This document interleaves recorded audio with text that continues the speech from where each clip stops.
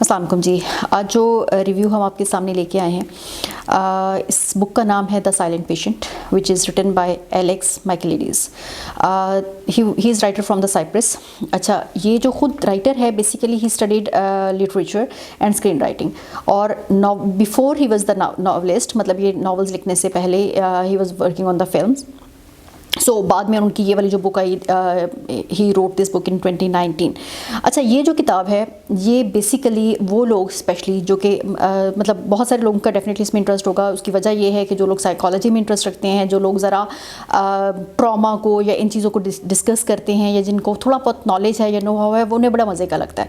दूसरी बात, वो लोग जो कि थ्रिल ज़रा पसंद करते हैं, जो थोड़ा सस्पेंस जिन्हें अच्छा लगता है, ये नावल उनके लिए भी है। बहुत मज़े का लिखा हुआ है, बहुत अच्छा लिखा हुआ है, और इतना सस्पेंस है कि ये आपको ना पूरी तरीके से कैप्चर करके रखता है कि पता नहीं अब क्या होने वाला है, पता नहीं अब क्या होने वाला है। सो दैट्स वाई आपको ये पढ़ते हुए बड़ा मज़ा आएगा, बड़ा अच्छा लगेगा। And this is one of the novels जो कम अज़ कम आप दूसरी बार ज़रूर पढ़ेंगे। उसकी वजह क्या है वो मैं आपको फिर बाद में बताती हूँ। अच्छा, this story is about famous painter, ठीक है, अलीशिया। अगर हम उसको इंग्लिश में प्रोनाउंस करते हैं दैट इज़ अलीशा, और अगर हम उसको इटालियन में करते हैं तो अलीसिया जो है वो लंदन में, हु लिव्स इन लंदन। अच्छा, अब द रीज़न इज़ कि ये सारी जो स्टोरी है ये इस खातून के गिर्द सारी घूम रही है। इसकी बड़ी बज़ाहिर लगता है कि बड़ी एक परफेक्ट सी ज़िंदगी है, हस्बैंड है, मतलब एक वेल सेटल्ड लड़की है, बड़ी वेल नोन है, अपनी मशहूर है, सही है, सब कुछ सेटल है। इसका जो हस्बैंड होता है, he was a well known fashion photographer, और बड़ी अच्छी लग रहा होता है, बाहर से सब कुछ लग रहा होता है यार बड़ा परफेक्ट है, सब बड़ी एक अच्छी सी ज़िंदगी गुजर रही है। लेकिन वो जो एक शॉकिंग न्यूज़ आती है फर्स्ट टाइम पे, वो जो कि मीडिया को हिला के रख देती है, वो ये होती है कि ये जो एलिसिया है ये क्या करती है, शी मर्डर हर हस्बैंड। अच्छा, अब वो मुझे मतलब वो सामने पड़ी होती है, जो आपको नज़र आ रही होती है, मीडिया पे बार बार पिक्चर नज़र आ रही होती है कि जी डेड बॉडी पड़ी हुई है, और वो and then she kept silent. एक ऐसी खातून जो कि बिल्कुल खामोश हो जाती है, कोई बात नहीं करती, बिल्कुल किसी किस्म की कोई चीज़ नहीं बताती कि क्या हुआ, और मतलब यूँ लग रहा होता है कि यार अब ये कभी नहीं बोलेगी। इसको खातून को ले जाया जाता है, इसको मतलब एक जगह पे जहाँ पर मतलब एक इस तरह के हॉस्पिटल में जहाँ पे इसको ट्रीट किया जा रहा होता है। The name of that hospital was Grove, उसे ग्रोव कहा जाता है, वहाँ लेके जाते हैं। लेकिन even then she spoke nothing. बहुत कोशिश की जाती है, बहुत सारे डॉक्टर्स इसके ऊपर मेहनत करते हैं, लेकिन ये कुछ नहीं बताती कि क्या हुआ, या किस लिए ये सारी स्टोरी हुई, या इसने क्यों मर्डर किया, या मतलब वो जो एक परफेक्ट ज़िंदगी नज़र आ रही थी उसमें वो जो थी प्रॉब्लम थी, वो प्रॉब्लम कहाँ पर थी। लेकिन इसमें होता यह है कि कुछ अर्सा गुजर जाता है जब, तो एक और साइको थेरेपिस्ट होता है जिसका नाम थियो होता है, थियो फेबर, वो सामने आता है, और वो ये कहता है कि let me help this lady.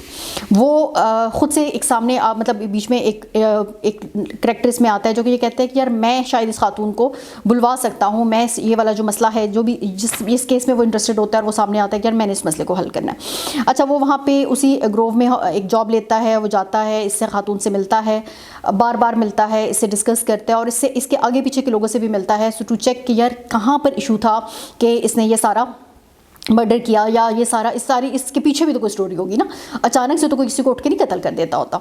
सो वो स्टोरी जानने की कोशिश करता है। इस बुक में एक तो आपको यानी ये जो बुक है ये बेसिकली जो लिखी गई है वो थियो के वो बयान कर रहा है सारी स्टोरी, लेकिन इसमें कहीं कहीं आपको नज़र आती है एलिसिया की वो जो डायरी है, वो जो डायरी लिखा करती है, उस डायरी के डिफरेंट पेजेस पे कि वो उसने क्या लिखा। सो बड़े मज़े की लगती है जब आप इसको पढ़ रहे होते हैं।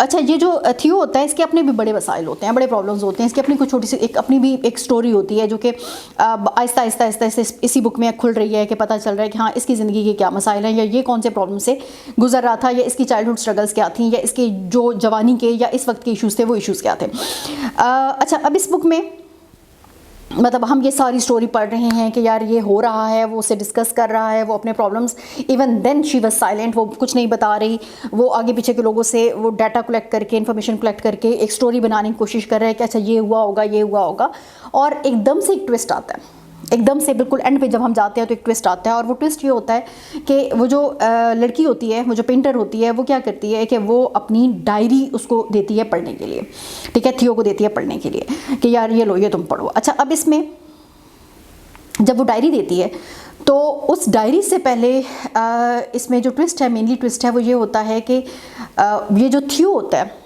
ये इस लड़की से पहली दफ़ा नहीं मिल रहा होता, इसका इससे पहले भी एक इंट्रैक्शन हो चुका होता है। और वो इंट्रैक्शन कहाँ हुआ होता है कि वो लिसी अपनी डायरी में लिखती है कि मेरे घर में एक बंदा आता है जो कि जिसने अपने फेस को कवर किया हुआ होता है और वो मुझे और मेरे हस्बैंड दोनों को बांध देता है, ठीक है, और हम दोनों में से कहता है कि तुम दोनों में से किसी एक को ज़िंदा छोड़ा जाएगा और एक को मार दिया जाएगा। And he asked that question from my husband, और मेरे हस्बैंड आगे से ये कहता है कि ओके तुम इस लड़की को मार दो, मेरी वाइफ को मार दो और मुझे ज़िंदा रहने दो। लेकिन वो बंदा उसको मारता नहीं है और वो चला जाता है।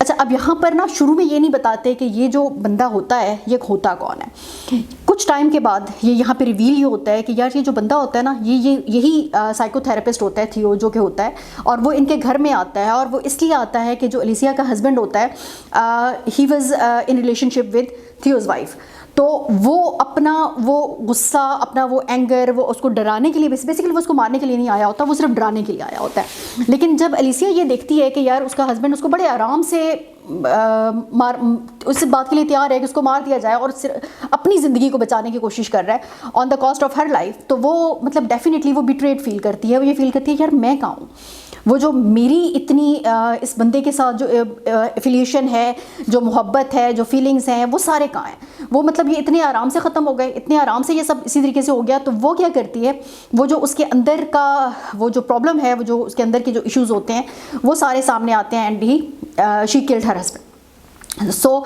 वो मारती अपने हस्बैंड को किस लिए, उस बिट्रेल की वजह से है।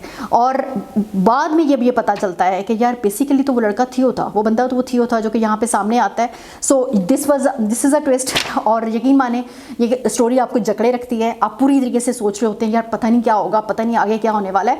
और जब आप इसको पूरा पढ़ लेते हैं तो आपको जब ये एंड में पता चलता है ना, अच्छा ये ऐसे था, ये हुआ था, तो आप एक दफ़ा दोबारा स्टोरी ज़रूर पढ़ते हैं ये देखने के लिए, या वो छोटी छोटी सी बातें जो आपसे पहले हुई होती हैं उनको दोबारा देखने के लिए, पढ़ने के लिए। सो आप इस बुक को यकीनन दूसरी दफ़ा पढ़ेंगे and you would really love it. So in the end Alicia speak through her diary, मतलब वो मुंह से खुद नहीं बताती सारी बातें, लेकिन अपनी डायरी के थ्रू वो अपनी सारी जो स्टोरी है वो आपको सामने आती है। इस बुक में बड़े छोटे छोटे से चैप्टर्स हैं, सो आप बड़े आराम से पढ़ सकते हैं। बड़ी आसान सी इंग्लिश लिखी हुई है। सो हम जैसे कंट्रीज़ जो कि जिनकी हमारी नेटिव लैंग्वेज इंग्लिश नहीं है, मतलब हम बड़ा इन्जॉय करते हैं इसको पढ़ के, मज़े की लगती है कि यार ये क्या है। कुछ लोगों का ये ख्याल है कि यार इसका जो एंड है वो एकदम से आ गया, उसमें मतलब ये कि एकदम से एक बड़ा चेंज आया कि यार ये थियो जो था ये वो बंदा था। सो कहीं कहीं पर ये लगता है कि यार ये जो थियो जिस तरीके से बात कर रहा होता है या डिस्कस कर रहा होता है तो ये लग रहा होता है कि it's a fake character, original में इस तरीके से लोग नहीं होते। But again it's a novel जो कि आपको कम से कम एक दफ़ा आपको जकड़े ज़रूर रखता है, आपको इंटरटेन ज़रूर करता है। और स्पेशली वो लोग जो कि साइकोलॉजी में, इमोशंस में, ट्रॉमा पे, रिलेशनशिप के इश्यूज़ पे बात करना चाहते हैं या देखते हैं, या जो कहीं ना कहीं इन्होंने ये चीज़ें फेस की हैं, उनके लिए ये बहुत मज़े का नावल है। So please do read it और डू शेयर योर रिव्यूज़ कि आपको ये कैसी लगी। बहुत शुक्रिया। अस्सलाम वालेकुम।